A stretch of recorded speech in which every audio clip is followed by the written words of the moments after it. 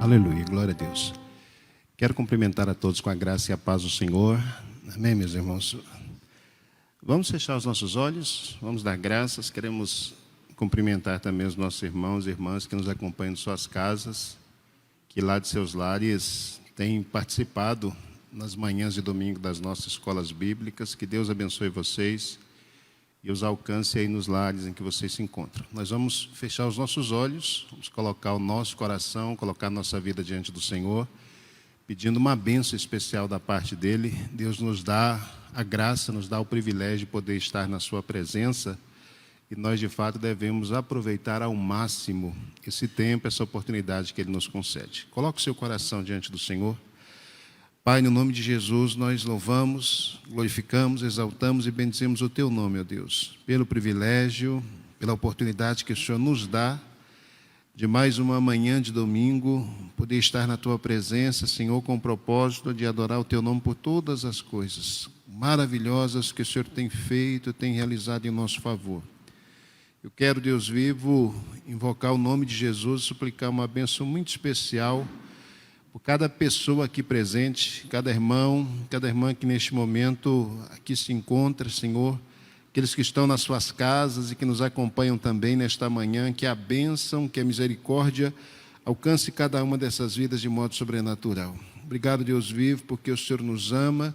Obrigado, Deus vivo, porque o Senhor cuida das nossas vidas. Que o Teu amor, que o Teu cuidado, que a Tua bondade, que a Tua misericórdia continue hoje e sempre estendido sobre as nossas vidas. Querido Espírito Santo, o Senhor que é o nosso guia por excelência, que o Senhor nos tome pela mão, que o Senhor nos conduza nessa manhã de domingo, Senhor, enquanto meditamos na Tua palavra. Que a bênção, que a misericórdia nos alcance, em nome de Jesus. Amém. Amém. Amém. Amém. Que Deus nos abençoe. Eu quero convidar vocês a abrirem suas Bíblias no livro de Malaquias. Hoje, finalmente, nós estamos encerrando a nossa série de estudos através da Bíblia, livro por livro, a primeira parte do nosso texto sagrado, que é o Antigo Testamento. Eu estava lá procurando as minhas anotações iniciais e encontrei, como às vezes a gente percebe aqui na Escritura alguém fazendo um registro, que nós assumimos esse compromisso inicial de fazer o estudo da Bíblia, livro por livro, no mês de janeiro de 2021. Então, nós estamos em julho de 2022, um ano e meio exatos, né? 1 ano e 6 meses depois de iniciarmos a nossa trajetória, apesar da Covid, apesar dos muitos desafios que nós enfrentamos na caminhada. Deus nos deu graça, Deus nos deu o privilégio de poder caminhar juntos e, nessa manhã de domingo, está finalizando com vocês essa primeira etapa de estudos, que é o encerramento do cânon do Antigo Testamento. Então, esse mês de julho, nós completamos 1 ano e 6 meses de estudos, e nesse ano e 6 meses nós tivemos a oportunidade de fazer uma visão, né, de passar por cada livro da Escritura, de ter uma visão panorâmica da revelação do Antigo Testamento. E isso foi importante, isso é importante para a nossa vida cristã, porque chama a nossa atenção para a necessidade que nós temos de ler a Escritura como um todo. Então, a gente acredita muito no sola Scriptura, que é, inclusive, um dos 5 solas, uma das 5 declarações de fé que a gente tem. Mas muitas vezes nós ignoramos uma outra sola que deveria existir e que não existe, que é a tota Escritura.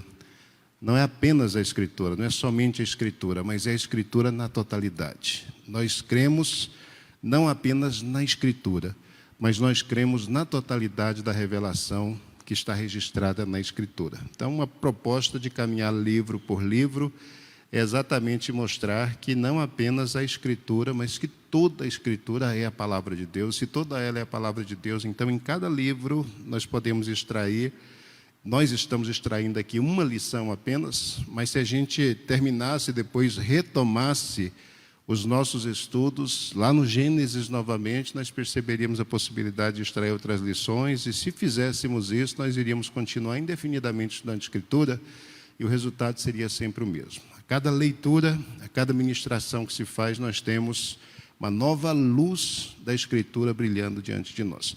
Malaquias capítulo 3 é onde eu quero ler com vocês. Nós vamos nos prender aos versos 13 a 18. Então, Malaquias capítulo 3.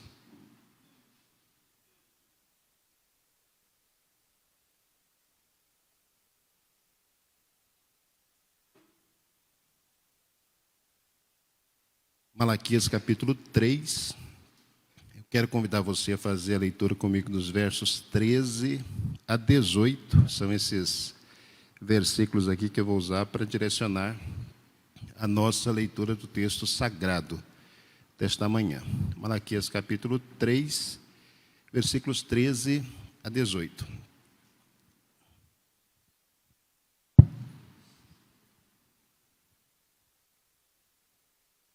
A palavra do Senhor diz o seguinte, Malaquias 3, versos 13 a 18. As vossas palavras foram agressivas para mim, diz o Senhor. Mas vós dizeis, que temos falado contra ti? Vós dizeis, inútil é servir a Deus.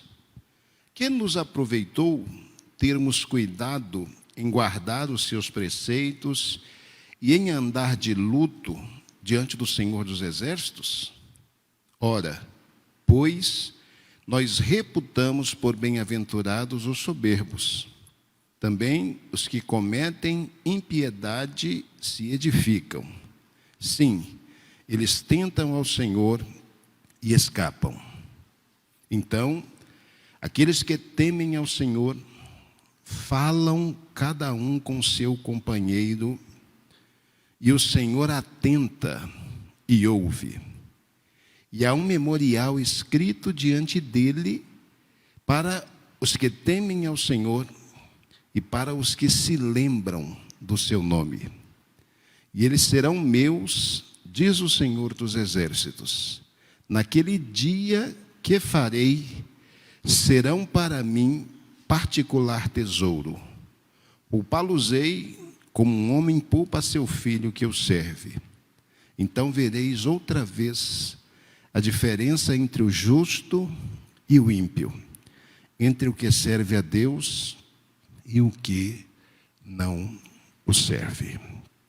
Amém? Nós vamos parar a nossa leitura aqui no versículo 18 do capítulo 3 de Malaquias e vamos fazer uma leitura panorâmica do livro. Depois eu vou finalizar minha fala retomando essa leitura que fiz com vocês e dando ênfase a alguns elementos que são importantes e que eu fiz questão de mencionar aqui nesses versículos lidos. Como nós já estamos acompanhando aí no nosso Através da Bíblia, os últimos 3 profetas que nós trabalhamos, que nós conversamos juntos aqui, Ageu, Zacarias e agora Malaquias. Eu disse para vocês que eles são profetas pós-cativeiro babilônico, né? Então são profetas depois que o povo retorna para Jerusalém, para reconstruir a cidade, para retomar novamente a sua vida. E algumas coisas importantes a gente conversou, particularmente quando falamos de Ageu e de Zacarias. Eu disse que Ageu e Zacarias foram 2 profetas de máxima importância para o povo de Israel, para o povo de Judá, num primeiro momento da reconstrução, da restauração da sua identidade, quando voltaram novamente para a sua terra. E esses 2 profetas foram importantes. Esdras capítulo 6 contou isso para a gente, porque Deus os levantou no momento importante da história de reconstrução do próprio Israel. Então voltaram lá um grupo de pessoas para reconstruir o templo e depois com a intenção de reconstruir a cidade, tiveram seus desafios. Deus levantou Ageu, levantou Zacarias como 2 profetas para estimular, para animar, para despertar o povo no sentido de que eles precisavam dar ênfase, em primeiro lugar, às coisas de Deus, reconstruir o templo de Deus, retomar o sacrifício, retomar as ofertas, retomar a vida religiosa. E a partir dessa restauração espiritual havia uma promessa então de que Deus restauraria novamente Judá, restauraria novamente a cidade de Jerusalém e faria do povo de Israel um povo, uma outra vez, como eles haviam sido antes de terem sido levados para o cativeiro babilônico. E esses profetas trabalharam, insistiram, Deus usou poderosamente Ageu, usou poderosamente Zacarias, e através deles avivamentos foram produzidos ali. O povo se despertou para a necessidade de reconstruir o templo. Depois de 3 anos iniciais ali do ministério desses 2 profetas, a Bíblia diz que um trabalho que havia sido interrompido por cerca de 15 anos, que era o trabalho de reconstrução do templo, esse trabalho foi retomado uma outra vez. O povo finalmente concluiu aquela obra, concluiu aquele trabalho, e foi algo extraordinário. Quando a gente conversou sobre Zacarias, nós vimos que os últimos capítulos do livro dele, eu falei isso com vocês no último encontro, os últimos capítulos, nós vimos que são capítulos escatológicos que falam de momentos futuros para a história de Israel. E eu disse para vocês que essa última parte do livro, essas profecias, essas palavras, elas possivelmente tenham sido proferidas já durante o final do ministério do profeta Zacarias. Então, ele começou lá em 520, junto com Ageu, e ele deve ter ficado até mais ou menos uns 480 antes de Cristo. Então, por mais ou menos uns 40 anos, o Zacarias, ele, juntamente com Ageu, mesmo que a gente não tenha menção dele, eles devem ter sido usados por Deus como profetas, como vasos, como instrumentos, para animar aquelas pessoas, para despertá-las no sentido de que elas precisavam manter acesa a chama do avivamento nos seus corações. E é certo que durante a vida desses profetas, eles devem ter tido êxito no seu trabalho. Só que, desde que nós começamos a falar sobre Bíblia e sobre o Antigo Testamento, nós temos observado isso de forma reiterada. A questão do avivamento é uma questão que, primeiro, é individual, cada um precisa vivenciar, cada um precisa experienciar o seu próprio avivamento. E depois a questão de avivamento é uma questão geracional. Cada geração precisa experimentar o seu próprio avivamento. Nós temos muitos jovens aqui na igreja hoje, né? Estão aqui participando com a gente da escola bíblica. Eu quero que vocês que são jovens prestem muita atenção no que eu estou dizendo para vocês. A minha geração experienciou um avivamento. Eu sou fruto do avivamento da minha geração. É por isso que eu, depois de 40 anos, eu continuo pregando, falando aqui com vocês, anunciando Jesus, com a mesma paixão que o meu coração recebeu quando eu pude entender quem era Jesus e tomar uma posição por Jesus e entregar minha vida a Ele. Então, 40 anos depois, a chama do avivamento permanece acesa. Mas a chama que acendeu o meu coração, ela não vai alcançar você, porque essa chama passou, porque esse tempo passou, porque essa era passou, porque as pessoas que participaram desse momento, elas não estão mais aqui. E se estão mais aqui, o tempo delas é um tempo que já está se escasseando, que já está se passando. Então, vocês jovens, vocês adolescentes que me ouvem e que me entendem, vocês precisam compreender isso com clareza. A geração de vocês precisa experienciar, precisa experimentar um avivamento. Avivamento é geracional. Cada nova geração precisa experimentar o seu avivamento. E a menos que isso ocorra, a menos que isso aconteça, quando a geração antiga, quando nós que estamos aqui passarmos e efetivamente deixarmos esse mundo, deixarmos essa existência, a menos que vocês tenham experienciado o real avivamento e o avivamento da geração de vocês, o que vai acontecer é que vocês vão se tornar. Isso talvez seja a coisa mais triste, é a coisa que marca o livro de Malaquias. Vocês vão se tornar indiferentes no que diz respeito ao relacionamento entre vocês e Deus.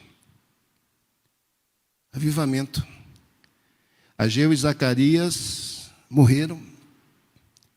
E é interessante que uns 20 anos depois de Ageu e Zacarias terem morrido, mais ou menos uns 20 anos depois, esse povo que foi avivado pela mensagem deles, esse povo começou novamente a se distanciar de Deus. A primeira marca, a primeira característica disso era exatamente o desleixo em relação às coisas espirituais. O templo começou a ser abandonado. A lei de Deus que servia para direcionar as vidas das pessoas começou a ser ignorada.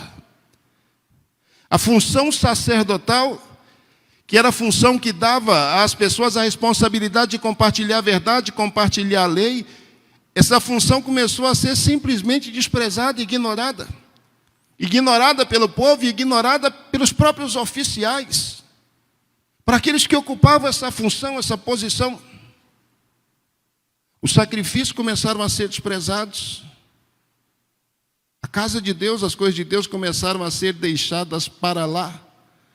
E aí, como efeito cascata, a gente percebe o povo caindo nos mesmos erros que 2 gerações atrás haviam caído. O templo é abandonado. Cada um começa a se preocupar agora com seus próprios prazeres, com seus próprios desejos, com as suas próprias vontades, com as suas próprias satisfações. E à medida que isso acontece, à medida que o reino de Deus, que a justiça de Deus, à medida que a vontade de Deus nas nossas vidas, ela é colocada em segundo plano. E as nossas vontades, elas são colocadas no centro das atenções. Se nós nos deixarmos simplesmente governar pelos nossos desejos, aí a coisa vai ser desastrosa. Porque o ser humano, em última instância, ele é movido fortemente pelo desejo de prazer. Então, prazer em ter as coisas, né? Eu vou lutar para ter, para conseguir. Prazer por prazer. Prazer sexual, prazer, prazer, prazer, prazer, prazer. 20 anos depois que os profetas morreram, essa era a situação em que o povo se encontrava.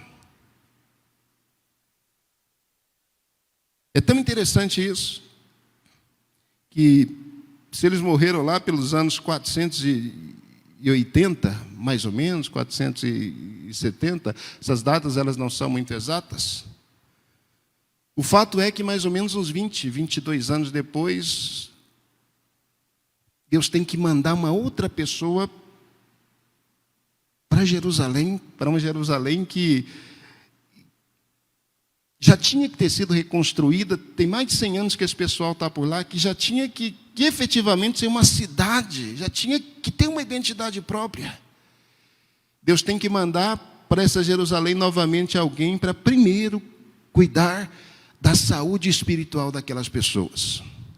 Quando a gente vai fazendo a leitura cronológica, não dos livros como eles estão, mas da história da Bíblia, nós vamos perceber que um novo personagem vai surgir nessa história depois de Ageu e de Zacarias. Esse personagem não é um profeta, mas ele é um levita, ele é um sacerdote. O Neemias, uma pessoa que tem um livro importante nas Escrituras, e nós já passamos por ele.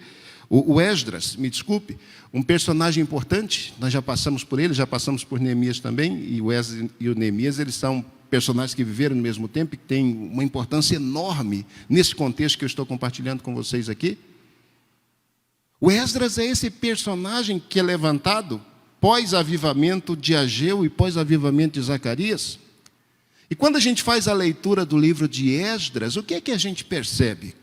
Qual que é o propósito de Esdras ser enviado para Jerusalém? O propósito é que Esdras ensine a lei de Deus ao seu povo e restaure o culto.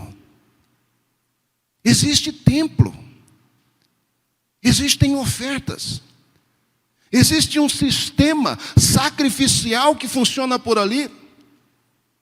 E existe isso porque Ageu, existe isso porque Zacarias, os profetas, eles foram usados por Deus para promover um avivamento, para fazer com que essas estruturas efetivamente fossem estabelecidas. Mas à medida que esses homens morrem, e essa próxima geração que vem na cola deles, essa geração não experiencia o mesmo avivamento. Não experiencia o mesmo encontro com Deus, a mesma relação com Deus, não sente o mesmo peso, o mesmo fardo do pecado, não sente a mesma necessidade de viver em santidade, porque se relaciona com Deus que é santo. À medida que as pessoas não entendem isso, elas ignoram, desprezam, rejeitam, abandonam a Deus. Esdras, mais ou menos em 457, é enviado para Jerusalém, enviado com a proposta de restaurar a identidade religiosa, o Esdras mesmo, restaurar a identidade religiosa desse povo. Esse é o papel, esse é o compromisso. É com essa carta que ele sai lá do lugar em que está, com a bênção do rei, com a ordem do rei, para restaurar a identidade religiosa daquele povo. Esdras vai ficar por alguns anos, chega lá, percebe a situação difícil, ensina a lei para aquelas pessoas, faz um trabalho enorme para chamar a atenção deles. Esdras encontra ali problemas terríveis, é um povo que abandonou a casa de Deus, é um povo que não conhece mais a lei de Deus, é um povo que pratica a impiedade, é um povo que tem um problema sério, que o pessoal do período anterior ao cativeiro babilônico tinha, que era o problema de estabelecer relacionamentos, estabelecer alianças com povos, que Deus havia proibido quaisquer alianças. Então esse povo, para quem o Esdras é enviado para ensinar, é um povo que fez alianças com povos pagãos, com os povos que estavam ali ao redor, estabeleceu casamentos, alianças mistas, que no passado foram extremamente prejudiciais para o povo de Israel e que agora comprometiam novamente a situação do povo de Judá. Quem lê o livro de Esdras percebe, principalmente lá no finalzinho, aquele momento em que Esdras percebe que está tudo perdido, né? Alguém dá um relatório para ele e diz, tem casamento misto aí, sacerdote, levita, o povo, está tudo confuso. Nós nos casamos com moabitas, com amonitas, com os povos, os quais Deus havia proibido que essa relação fosse estabelecida. Está tudo perdido entre nós. O Esdras ficou tão desolado, mas tão desolado, que rasgou as vestes, sentou lá no pó e na cinza e ficou mudo diante de Deus. Disse, olha Deus, manda fogo aí e acaba com tudo. Não tem jeito, não adianta. O Senhor já falou uma vez, 2, 3, 4, 10, 100. O Senhor já falou milhares de vezes a esse povo. Mas o povo cai no mesmo pecado, o povo comete o mesmo erro. Não tem mais solução. O desalento de Esdras, depois de ensinar a lei para o povo, foi tamanho que, diante da reação dele, o próprio povo reagiu e disse, gente, eu acho que o negócio é sério mesmo. Ou nós abandonamos os nossos pecados e consertamos a nossa vida, ou então o nosso líder ele vai sofrer um infarto, ele vai cair duro ali. E vai morrer, porque não tinha mais reação, não sabia mais o que fazer. Mas essa reação de contrição dele diante de Deus foi tamanha que novamente, um avivamento, a chama do avivamento começa a acender no coração das pessoas. E o povo vê a situação de Esdras e conversa com ele, diz, olha, realmente nós fizemos bobagem, nós vamos mudar a nossa vida, nos ensina, nos instrui, mostra para a gente o que fazer. Nós vamos colocar a nossa vida diante de Deus, vai dar tudo certo. Esdras foi enviado nesse momento de frieza espiritual para promover um novo avivamento. Essa geração, de novo, experiencia um avivamento. De novo, essa geração ela é alcançada, ela é despertada para a necessidade de mudar de vida. Alguns anos depois, mais ou menos uns 12 anos, outro personagem importante entra no contexto dessa Jerusalém, que agora está experienciando, que agora está experimentando um novo avivamento espiritual. Neemias, mais ou menos uns 12 anos depois que o Esdras chegou por ali para promover o avivamento espiritual, chega Neemias, com uma carta da parte do rei, dando a ele autoridade para fazer uma coisa que em mais de um século que o povo estava ali na terra, ninguém tinha conseguido fazer, gente. Que era reconstruir os muros da cidade de Jerusalém para dar a Jerusalém a dignidade de uma cidade. Quando o povo saiu pela primeira vez, lá pelo ano de 536, muito tempo atrás, nós estamos falando aqui de 440. Quando o povo saiu há cerca de 100 anos atrás com a ordem de voltar para casa e reconstruir o templo, o propósito de Deus é que não apenas o templo fosse reconstruído, mas que Jerusalém fosse reconstruída, que a cidade novamente se tornasse uma cidade abençoada. Mas por que isso não aconteceu? Isso não aconteceu porque depressa demais. Esse povo que chegou todo entusiasmado, feliz, Deus é bom, Deus é misericordioso, bondoso, gracioso, amoroso, Deus nos trouxe de volta. Rapidamente, 2, 3 anos depois, esse povo se esqueceu de todo o amor, bondade, graça, misericórdia, promessa de Deus, de tudo que Deus havia feito por eles, e se tornou indiferente. Indiferente. E aí, quando nós nos tornamos indiferentes, Deus e as coisas de Deus ocupam o último lugar nas nossas prioridades, e o resto, aquilo que nos interessa, ocupa sempre o primeiro lugar, sempre o primeiro lugar, sempre o primeiro lugar. O fato de eles nunca terem reconstruído os muros da cidade de Jerusalém estão diretamente relacionados a isso. Mais de 100 anos depois, chega Neemias com a carta de reconstruir os muros da cidade. Sabe quantos dias Neemias levou para reconstruir a cidade, os muros, e fechar toda Jerusalém, colocar portões e torná-la novamente uma cidade? Neemias gastou 52 dias. 52 dias para reconstruir toda a muralha em volta de Jerusalém, para fazer de Jerusalém uma cidade uma outra vez. Vocês observam como que na revelação que é dada, as bênçãos, elas sempre acompanham o compromisso e a aliança com Deus. É sempre assim.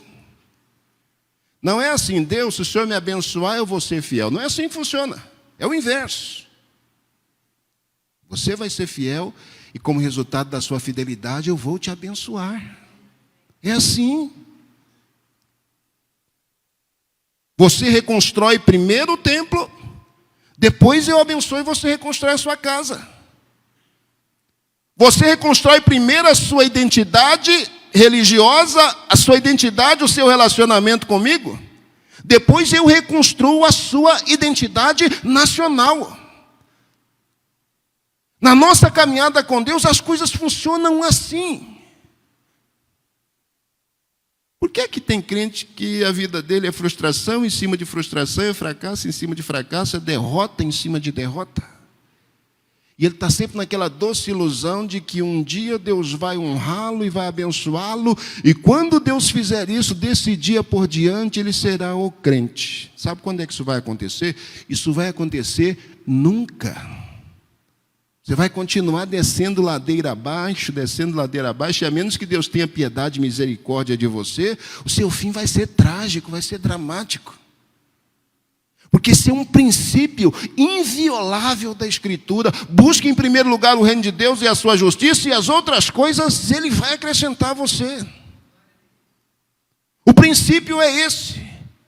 Primeiro você dá prioridade a Deus, primeiro você dá prioridade ao propósito de Deus para a sua vida, primeiro você dá prioridade ao projeto de Deus para a sua existência. E como resultado disso, Deus faz você viver plenamente a sua vida. Deus faz você desfrutar plenamente de tudo aquilo que a vida tem para você. Todo mundo está em busca aí da receita para a felicidade, da receita para viver a vida em plenitude. E a receita está descrita desde o primeiro versículo das Escrituras. A receita é muito simples. Se você quer viver a vida em plenitude, coloca a sua vida nas mãos daquele que deu a vida a você, porque Ele, aquele que deu a vida, é que sabe o que significa viver vida em plenitude. Aquele que deu a vida a você é que tem condições, é que tem capacidade de permitir que você desfrute na máxima intensidade possível o real sentido, o real significado da vida, o real sentido, o real significado da sua existência. Esdras e Neemias fecham o Antigo Testamento mostrando esse princípio. É assim que as coisas funcionam. Você primeiro se volta para Deus, você primeiro coloca Ele como primazia na sua vida, você primeiro se preocupa com as coisas dele, você primeiro acerta as suas contas com ele, você primeiro entra em sintonia com ele. E quando isso acontece, Esdras fez isso. Aí as bênçãos materiais, a saúde, a paz, a prosperidade, o dinheiro, o trabalho, a família, o sexo, tudo aquilo que é bom na vida e que Deus colocou aí à nossa disposição, todas essas coisas passam a ser vividas e passam a ser vividas com sentido, com significado. Isso é fantástico, isso é extraordinário. E onde é que Malaquias entra, pastor? Nessa história toda, nós estamos falando de Ageu, de Zacarias, de Esdras e Neemias. Eu preciso falar desses personagens por quê? Porque esse profeta, que eu li um trecho da Escritura aqui com você, Malaquias ele é um profeta que desempenha o seu ministério possivelmente no finalzinho do tempo em que Neemias governou sobre Jerusalém, sobre Judá. Então ele voltou, em 52 dias ele fez a reparação dos muros, e a Bíblia diz que por 13 anos, Neemias foi governador de Judá. Por 13 anos, ele foi o governador da cidade, foi bênção esse tempo. Esdras e Neemias, dois homens tementes a Deus, homens de oração, homens que tinham a vida centrada no propósito de Deus. Deus tem um propósito para a minha vida, eu vou cumprir primeiro o propósito que Deus tem para a minha existência, e o resto vem. Esses dois homens entenderam isso, cumpriram isso, foi bênção, pura bênção. Mas chega um momento que o Neemias precisa voltar para a Pérsia, não é? Ele tinha sido enviado, emprestado. Ele prometeu que voltaria, teve que voltar, ficou alguns anos lá e depois retornou para Jerusalém. Capítulo 13 de Neemias conta bem essa história para a gente. Vai dizer que o Artaxerxes era o rei, então mostra bem essa relação. E o capítulo 13 de Neemias ele é um capítulo importante para a gente, por quê? Porque depois que Neemias volta, fica alguns anos na Pérsia e retorna para Jerusalém, aí a gente percebe um outro problema. Qual que é o problema? A gente percebe de novo. Acho que foi por isso que o Esdras desanimou, desistiu, né? Sentou no chão e deu birra igual menino e falou, não, vamos largar de mão esse negócio e não vou mexer com isso mais não. Pastores, de vez em quando eles dão essas crises, eles só não contam para vocês, viu? Às vezes dá vontade de sentar assim, dar birra, chorar diante de Deus, dizer, Deus, não vou mexer com esse negócio mais não. Chega, estou cansado. Cansei de orar, cansei de jejuar, cansei de estudar, cansei de ensinar, cansei de mostrar para o teu povo a verdade. Eu falo, eu ensino, eu oro, eu mostro, eu choro, eu clamo, e eu suplico, eu me coloco na brecha por eles, e quando eu penso que não, quando eu acho que está tudo certo, de repente eu olho para os lados e está tudo errado. Parece que ninguém escuta, parece que ninguém ouve. Foi Neemias ficar alguns anos fora de Jerusalém, quando ele volta. O que nós temos lá no capítulo 13 de Neemias? Nós temos os mesmos problemas que Esdras encontrou, os mesmos problemas que Ageu e Zacarias encontraram quando foram chamados para ser profetas. Nós temos o problema, de novo, da indiferença. A indiferença começa onde? A indiferença começa na relação com Deus. Então, se você quiser saber como é que está o teu termômetro espiritual, como é que está a tua fé, você precisa se perguntar como está a sua relação com Deus. Começa por aí, para saber se você está um crente que junto com o Espírito está o tempo todo clamando aí, ora vem Senhor Jesus, apesar das muitas coisas que você tem que fazer na sua vida, veja como está a sua relação com Deus. Se a indiferença estiver envolvendo essa relação, se a indiferença tiver envolvida a sua relação com Deus como se fosse uma capa, isso é um péssimo sinal. Isso é sinal de que as coisas estão ruins e que elas tendem a piorar, a menos que, de novo, o fogo do avivamento seja reaceso uma outra vez. Você vai me perguntar, pastor, mas por que as coisas vão sempre se repetindo assim? Povo indiferente, Deus levanta profeta, avivamento, passa um tempinho, povo indiferente, Deus levanta profeta, avivamento, aí passa um tempinho, povo indiferente, Deus levanta profeta, avivamento, aí passa um tempinho, povo indiferente. Por que as coisas vão se repetindo assim nas Escrituras? Elas vão se repetindo assim por uma questão que eu acho que há uns 2 encontros atrás eu compartilhei com vocês. Primeiro eu disse que avivamento é pessoal. Hoje eu disse que avivamento é geracional. Cada geração precisa experienciar o seu próprio avivamento. Mas há 2 encontros atrás eu disse para vocês que avivamento é algo que a gente precisa vivenciar diariamente. Avivamento não é algo para se experienciar numa semana de avivamentos. A semana de avivamento ela pode servir como o elemento que Deus encontra na sua vida para colocar a lenha e para fazer atear o fogo do Espírito no seu coração. A semana do avivamento, o encontro do avivamento, o culto do avivamento, pode ser um momento especial para o Espírito Santo fazer o fogo, de uma vez por todas, se acender no seu coração. Agora, uma vez que essa chama se acende, aí o Espírito dá responsabilidade a você de a cada manhã colocar um novo graveto, a cada manhã colocar lenha no fogo. Vocês se lembram quais eram as responsabilidades dos sacerdotes? Desde que o tabernáculo foi criado e que sacrifícios eram oferecidos, uma das ordens que Deus deu aos sacerdotes é que o fogo do altar, ele jamais poderia apagar. Jamais. Uma vez que o fogo foi aceso uma vez, a ordem de Deus era: o fogo arderá continuamente no altar. Não se apagará.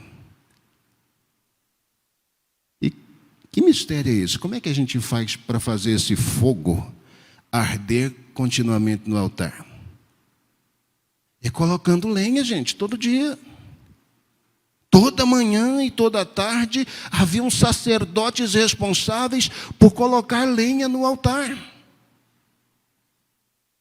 Todo dia, segunda, terça, quarta, quinta, sexta, sábado e domingo. Janeiro, fevereiro, março, abril a dezembro. Anos 5, 6, 7, 10 e 20. Por que a gente tem esses altos e baixos na história do povo? É porque acender o fogo do avivamento no coração de alguém é um milagre que só Deus pode realizar. Só Deus pode acender a chama do avivamento no seu coração. Agora, manter essa chama acesa é uma responsabilidade que Deus dá a você. É você que a cada manhã, a cada tarde, tem que colocar lenha nesse altar. É você que a cada manhã, a cada tarde, tem que colocar lenha. E que lenha é essa, pastor? A lenha é a oração. A lenha é a palavra do Senhor, a leitura dela. A lenha é a atenção àquilo que Deus diz. A lenha é o coração disposto, obediente, a cumprir os desígnios, a vontade do Senhor. A lenha é estar atento ao propósito de Deus, ao desígnio de Deus, ao projeto de Deus na nossa vida. A lenha é colocar Deus, é colocar o reino de Deus, é colocar as prioridades vinculadas ao reino em primeiro lugar nas nossas vidas e existências. É isso que é colocar lenha. O que a gente tem no capítulo 13 de Neemias? Novamente os mesmos problemas. O templo havia sido abandonado de novo. O sacerdócio perdeu o papel outra vez. A Bíblia diz que o povo deixou de entregar os dízimos e ofertas. E que por causa disso os sacerdotes abandonaram o seu ofício e cada um foi cuidar de sua vida. Está lá em Neemias 13. O povo é acusado novamente de estabelecer relações proibidas. O povo, de novo, decidiu se casar com mulheres estrangeiras. Com Esdras, o negócio já tinha sido resolvido. O povo prometeu, a gente não cai nessa mais. 15 anos depois, é a nova geração. Os meninos encantam com as cananeias, com as moabitas, com as amonitas, né? Brilhou o olhinho, aquela ali que eu quero para minha companheira de caminhada. E olha o problema de novo. E de novo. É exatamente nesse contexto que Deus levanta a última voz. O livro de Malaquias é a última vez que Deus fala no Antigo Testamento ao seu povo.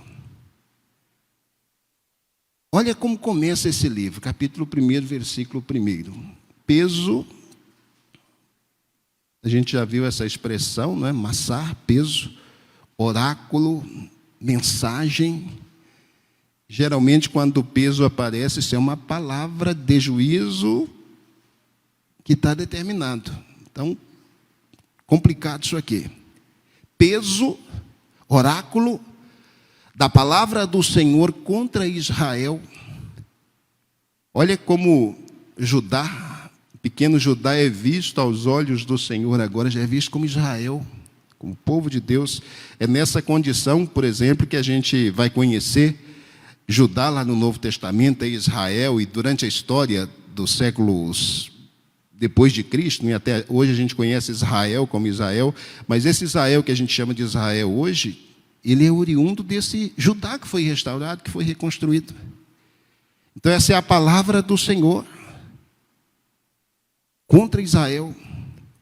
E aí é dito que essa palavra foi dada pelo ministério de Malaquias. O nome desse profeta em hebraico, Malaqui, é a junção de duas palavrinhas, na verdade, uma palavra, um substantivo e um pronome pessoal. O substantivo malar, que geralmente é traduzido no Antigo Testamento como anjo. E essa palavra malar, ela fala sempre de momentos ou de situações em que Deus envia um anjo para falar com alguém. Em diversos lugares do Antigo Testamento a gente tem a expressão anjo do Senhor, por exemplo, né? Aparece o anjo do Senhor a Gideão, aparece o anjo do Senhor a mãe de Sansão. Então, o anjo do Senhor, esse malar, Adonai, ele aparece algumas vezes no Antigo Testamento, mas outras vezes malar, anjos, aparecem ali como mensageiros de Deus para fazer algum tipo de milagre específico. E é interessante que, junto com a tradição de anjo, para essa expressão hebraica malar, existe um outro sentido, que é o sentido que geralmente aparece quando o termo não é aplicado para seres espirituais, que é o sentido de alguém que é enviado. Então, um malar é alguém que é enviado. É dito aqui que essa palavra de juízo, que é enviada contra Israel, ela foi dada pelo ministério Iades, pela mão de Malaquias, pela mão do enviado Malar. E aí nós temos o pronome pessoal possessivo da primeira pessoa aqui, o meu Malachi, ou Malaqui, significa exatamente o enviado de mim, o enviado meu, o meu enviado. Malaquias aqui, esse indivíduo, essa pessoa, o próprio nome dele já fala do papel de extrema importância que ele tem para esse povo. Ele é alguém que não apenas Deus está enviando, mas ele é alguém que Deus está dizendo, esse é o meu enviado. É como se Deus dissesse, essa pessoa que vai aí, outros já foram no meu nome, já falaram porque eu os enviei, mas essa pessoa que vai, ela chega com a credencial. Ela pode mostrar a credencial para vocês, porque é como se eu estivesse de fato falando.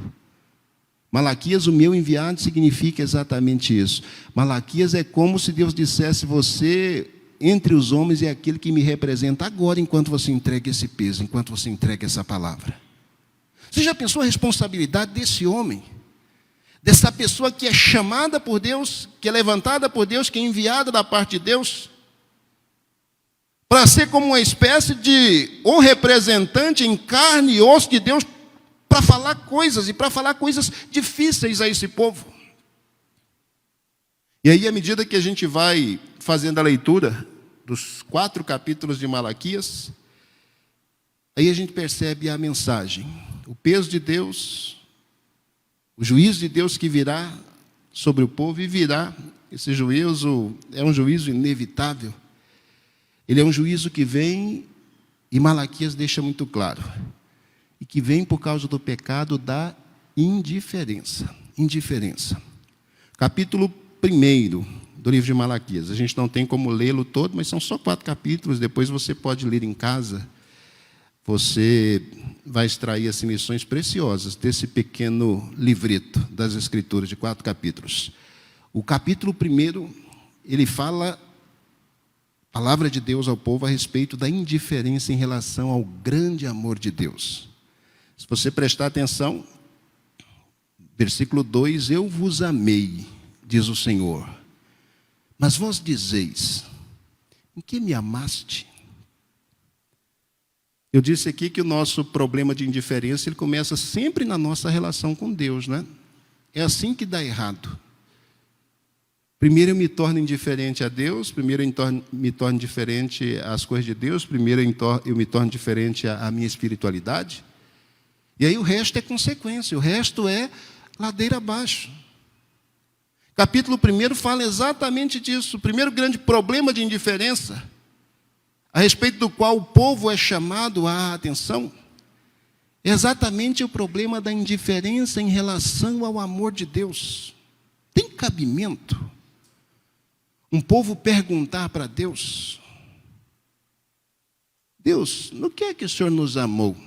Deus, eu não estou vendo evidência nenhuma que demonstre o seu amor para conosco. Tem lógica, gente, um negócio desse? Um povo que tem uma história tão bela, como o povo de Israel, uma história tão linda, uma história de redenção, uma história de restauração, uma história de perdão, uma história de manifestação de misericórdia, uma história de cuidado. Tem condições de um negócio desse? Um povo olhar para Deus e dizer: eu não vejo evidência nenhuma de que o Senhor tenha qualquer tipo de amor para comigo.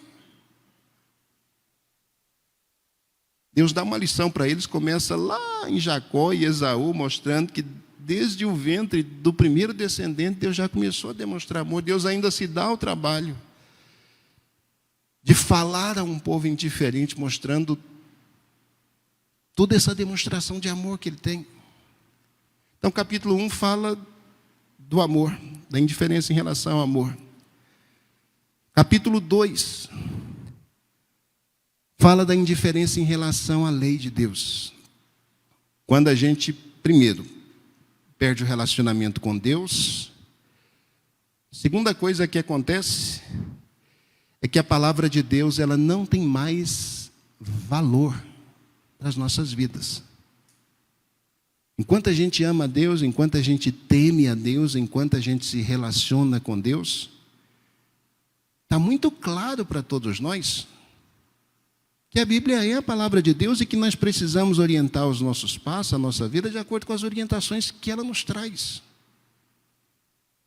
Mas à medida que a gente perde essa relação, perde essa sensibilidade, à medida que nós nos tornamos indiferentes ao amor de Deus, eu não vejo nenhum sinal de que Deus me ame, como as pessoas dizem. O próximo passo é a indiferença em relação à lei de Deus, à sua palavra.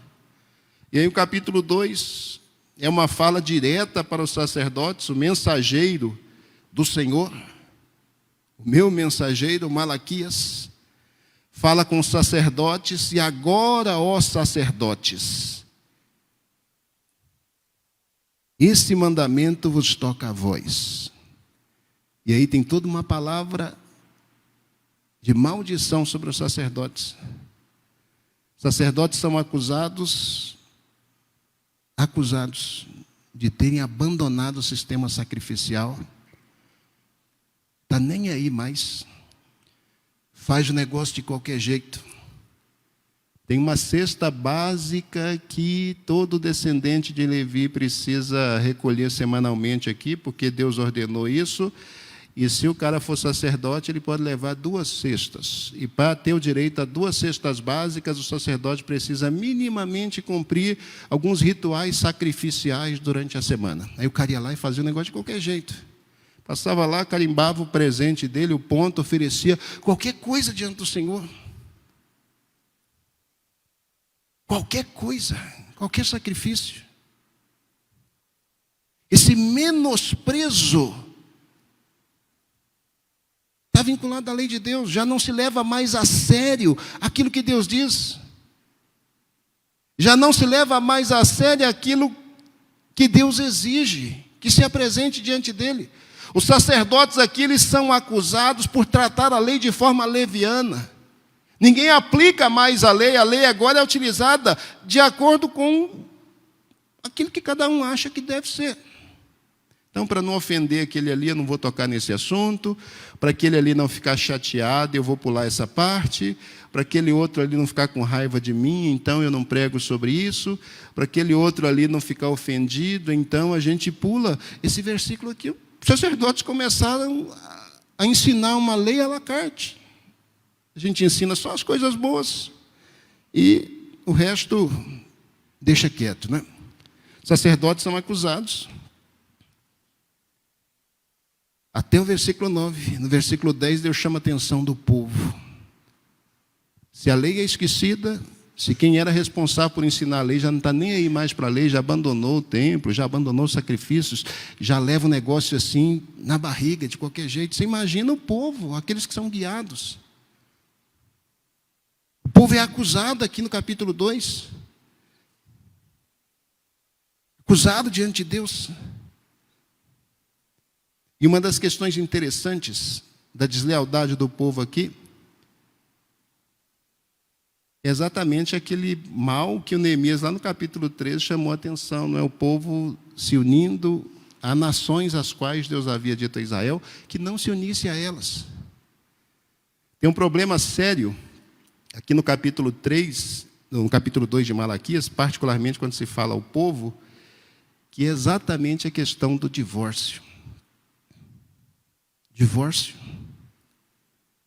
Nessa época de Malaquias aqui, o divórcio se tornou uma prática tão comum que era só um judeu encontrar uma moabita moreninha, do cabelo pretinho assim, do corpo escultural, que ele dava uma olhada para a mulher dele e dizia: o que a lei de Moisés diz mesmo? Que se a gente encontrar alguma coisa que desagrade aos nossos olhos em relação à nossa mulher, que a gente pode dar carta de divórcio. Olhou e disse: eu acho que ela não tem a altura que eu gostaria, talvez não tenha o peso ideal que eu sempre sonhei para uma bela mulher, então isso é mais do que suficiente. Cartas de divórcio. Cartas de divórcio. Os judeus abandonavam as suas esposas judias para se casarem com as cananeias. Isso incomodou tanto. Mas incomodou tanto que Deus disse: olha, eu fui testemunha. Eu fui testemunha. No dia em que você e a sua mulher, vocês fizeram uma aliança diante de mim. Vocês estão quebrando esse pacto, estão quebrando essa aliança. Isso vai custar caro para vocês. Deus diz: eu gosto dessa expressão, eu odeio o divórcio. Eu não lembro de ouvir Deus dizer em outros lugares da Bíblia que odeia. Pode ser que ele tenha dito, eu estou dizendo que eu não lembro, porque essa expressão é muito forte, não é? Mas Deus diz: eu odeio o divórcio. O divórcio é uma praga. Deus diz: quando eu estabeleci o relacionamento entre vocês e abençoei, a minha proposta é que vocês pudessem gerar uma semente de gente piedosa que guardasse os mandamentos do Senhor e o amasse. Sabe por que Deus estabeleceu o casamento monogâmico? Para isso. Para que as pessoas tivessem referência de família, referência de piedade, referência de relacionamento com Deus, referência de amor. Pastor, mas divórcio hoje é uma coisa normal. É normal mesmo.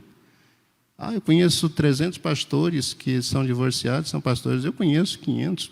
É mesmo. Está aí. Agora, o fato de ter pastor que é divorciado, o fato de ter pessoas, talvez aqui na comunidade, tenham divorciados. E eu não estou aqui julgando ninguém, dizendo que você vai para o inferno por causa disso, ou que Deus vai punir você por causa disso. Não estou aqui estabelecendo nenhum tipo de juízo em relação a isso. Eu só estou dizendo o que Deus diz. E Deus diz: eu odeio o divórcio. E Ele odeia mesmo. Odeia. Mas Ele permitiu, sim, Ele estabeleceu leis Porque em determinadas situações ali, a única alternativa que havia, até para evitar a pessoa de morrer, era a separação, o divórcio. Mas o fato de ele ter orientado passos ali que pudessem levar pessoas a essa situação, não muda em nada o fato de ele dizer: eu odeio isso. Não é isso que eu sonhei para vocês, jovens, me escutem. Vocês que não se casaram ainda, se vocês ainda pretendem se casar, me ouçam. Não cai nessa não de, vamos ver, se der certo, bem, se não der, não entra nessa não. Se você algum dia decidir que você vai se casar, rapaz ou moça, honre essa pessoa que você está escolhendo para ficar do seu lado. Porque no dia que você for para o altar com essa pessoa, não é pastor nem padrinho de um lado e de outro que vai ser testemunha, não. É esse que está falando na Escritura aqui, que diz: eu vou ser testemunha nesse dia. Eu vou estar aí nesse dia para escutar a sua fala, eu vou estar aí nesse dia para ouvir o que você está dizendo.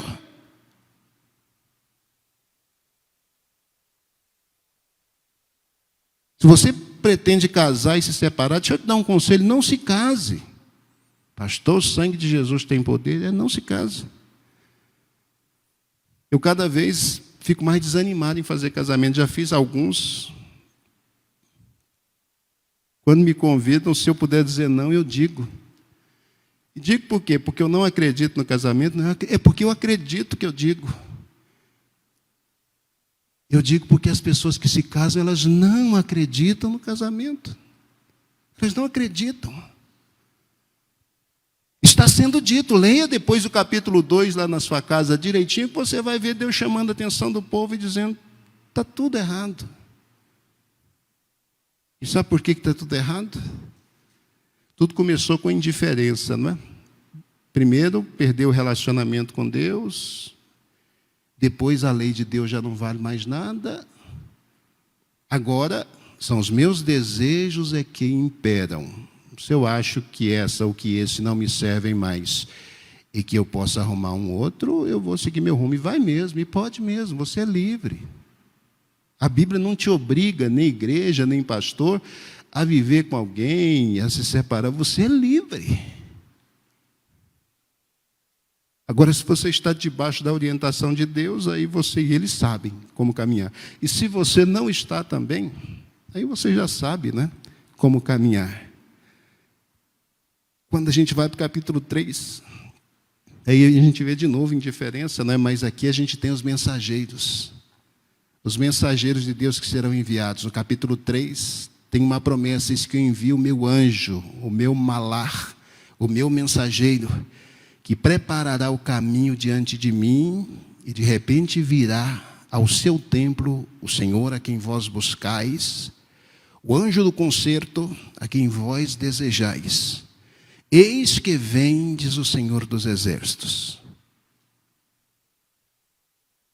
Mas o versículo seguinte diz: mas quem suportará o dia da sua ira? Quem vai suportar o dia da sua manifestação? Quem? Malaquias, ele entrega a sua mensagem, o último profeta. E o primeiro versículo do capítulo 3 é como se ele estivesse dizendo assim: a próxima vez que uma voz profética soar, vai ser a voz profética do meu malar, do meu mensageiro, daquele que eu vou enviar para preparar o caminho do Senhor. A próxima vez que vocês ouvirem a voz profética sendo anunciada, essa voz profética vai anunciar esse dia. E é muito interessante. Muito interessante. Esse anjo vem preparar o caminho diante de mim e de repente virá para onde? Virá para o seu templo. É aonde tudo começa. Tudo começa na indiferença ao templo e o final é ruína. Quando Deus tem que restaurar, tudo começa onde? Tudo começa de novo no templo. Malaquias fala desse dia da manifestação do Senhor e fala de um juízo terrível que virá sobre o seu povo. E aí eu quero terminar minha fala hoje com esses versículos que eu li com vocês. no capítulo 3. Eu li a partir dos versos 13 a seguir. Então eu vou enviar o meu Messias, o meu malar, o meu anjo, ele vai anunciar para vocês juízo. O povo é acusado aqui no capítulo 3 de roubar o Senhor, de não entregar os dízimos, sinal visível de que abandonaram a casa de Deus. Neemias 13 falou isso, né? Que o povo não dizimava mais, por isso os sacerdotes abandonaram ao Senhor. Deus disse que era por causa disso que eles estavam vivendo situações de lástima, de tragédia, mas de novo tem promessa de bênção. Faz prova de mim, vocês vão ver. Se vocês voltarem a ser fiéis, a bênção vai ser derramada sobre as vidas de vocês. Agora olha o verso 14. Eu vou mandar o meu malar, o meu anjo, o meu enviado. E mesmo diante do enviado, o enviado fala do futuro, o enviado fala do presente. O profeta chamou a atenção aqui para o roubo em relação aos dízimos, porque eles não estavam entregando os dízimos. E olha no verso 14 a seguir como o povo reage em relação a esse chamado do profeta. O profeta diz: vocês são ladrões, vocês estão roubando a Deus, e é por causa disso que vocês estão sendo amaldiçoados. Olha como eles respondem no verso 14. Vós dizeis: inútil é servir a Deus, que nos aproveitou termos cuidado em guardar os seus preceitos e em andar de luto diante do Senhor dos Exércitos. Esse povo não tem nem vergonha, gente. Um povo que lá no começo diz: eu não estou vendo sinal nenhum de que Deus me ame. De repente, com a cara lavada, chega diante de Deus e diz: eu acho que é inútil servir a Deus, porque o que é que nos adiantou guardar os seus preceitos e andar de luto diante do Senhor dos Exércitos? E se andar de luto aqui geralmente é uma menção de arrependimento externo. O cara veste roupa rasgada, joga cinza na cabeça, demonstrando um arrependimento que não aconteceu no coração. O povo aqui está muito preocupado com ritualismo, achando que é isso que engana a Deus, que é isso que agrada a Deus. E olha o absurdo que esse povo diz para Deus: ora, pois nós reputamos por bem-aventurados.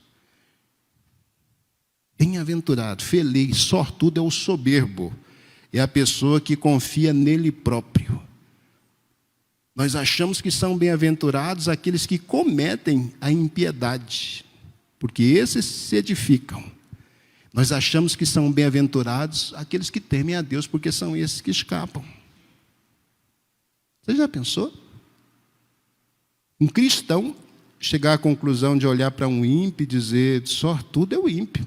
Eu estou aqui crente na igreja, blá, blá, blá, e minha vida é só tribulação, e o cara blasfema de Deus, não teme a Deus, amaldiçoa a Deus, e é só próspero, abençoado, e vai tudo bem para ele.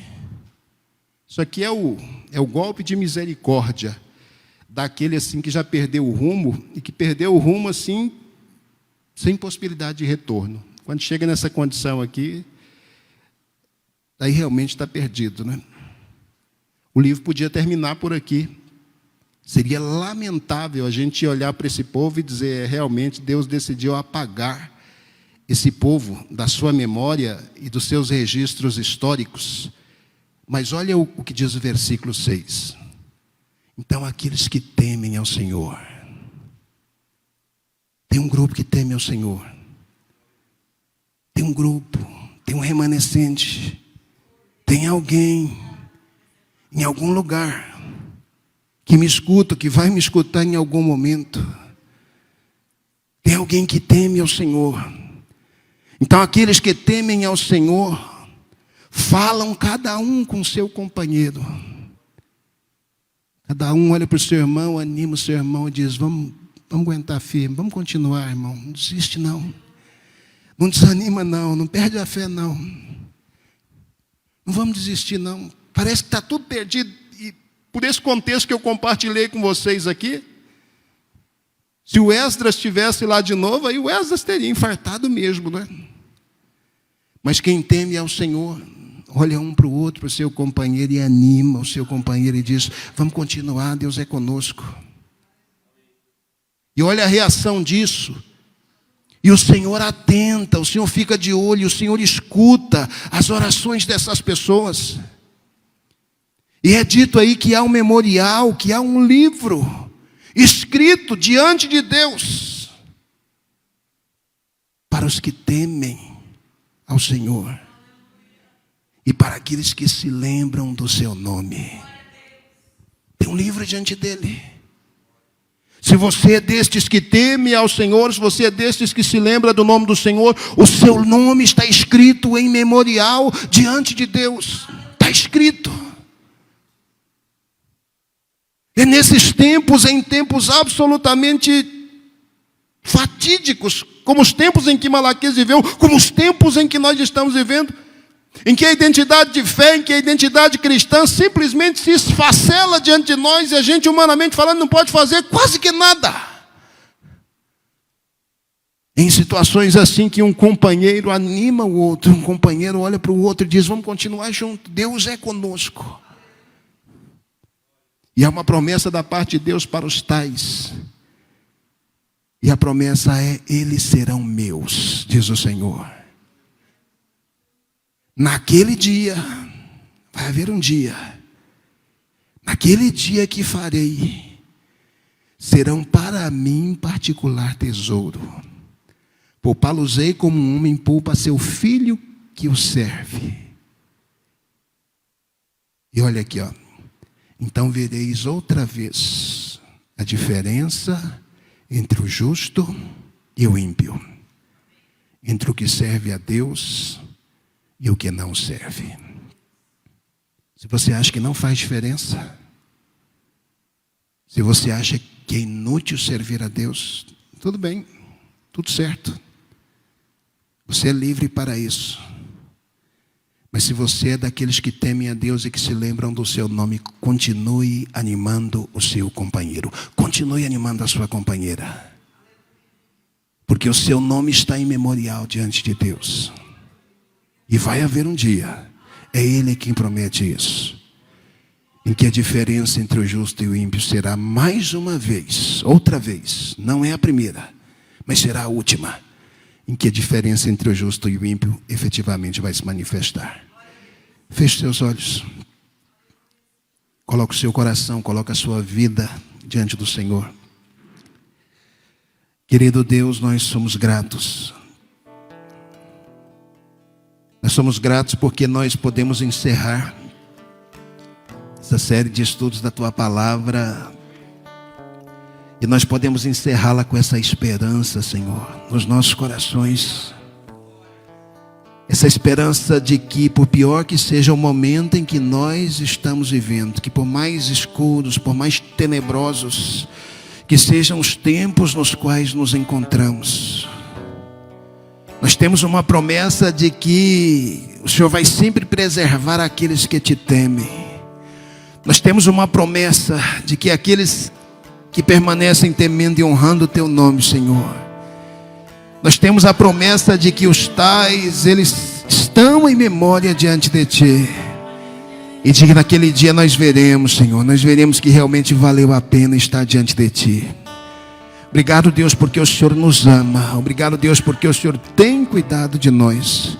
Continue abençoando poderosamente cada uma dessas pessoas aqui presentes, Deus. Tem misericórdia, tem compaixão das nossas vidas. Em nome de Jesus, ó Deus, te bendizemos. Muito obrigado, Senhor. Muito obrigado, Senhor.